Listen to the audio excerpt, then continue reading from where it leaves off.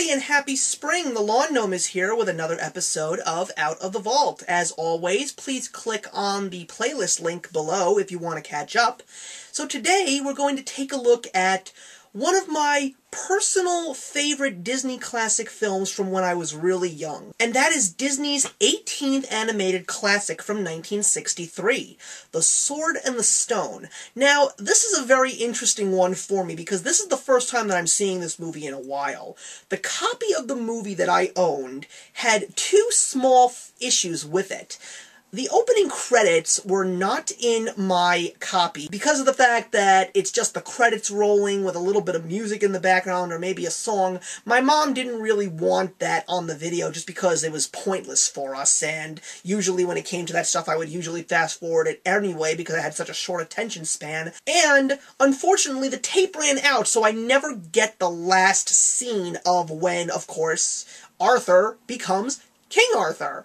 And if you consider that a spoiler, then shame on you, you should have seen this movie a long time ago. So I finally got to see The Sword and the Stone as a whole, and I will say this. Like Robin Hood, this was one of the most non-Disney Disney classics. The story is a very complex story for very young kids to understand, not because of the fact that it's got a crazy out-there plot, but it's actually the story of young Arthur meeting his trusted advisor in the stories and tales, who happens to be Merlin.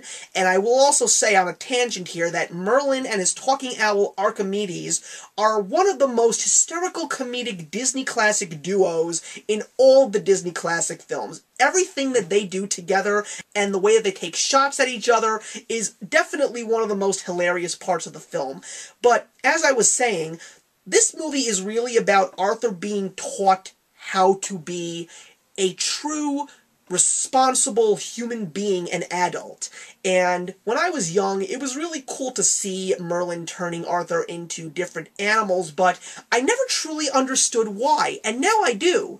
It's all about learning lessons in life. He learns about love, he learns about how to get out of a situation, how to use your brain when things get too tough. And because of that, he ends up becoming king, but he also starts to learn a lot more about what is in the world to come, which I also found very fascinating. Merlin seems to be a time traveler as well, as far as besides a foresight seer. So he actually shows Arthur about steam-powered objects and flying machines and the fact that the world is round, and in the end, when I finally see the ending, it's a hysterical line about the fact that his life, meaning Arthur's life, could end up being a movie, which I laughed so hard at finally seeing that scene for the first time since I was maybe 5. However, it's not one of the strongest Disney films. It doesn't really have great songs. It's got some cute moments. I did watch this with my girlfriend, and the musical segment of Hockety Pockety she officially called a complete ripoff, and that J.K. Rowling needs to be sued by Disney because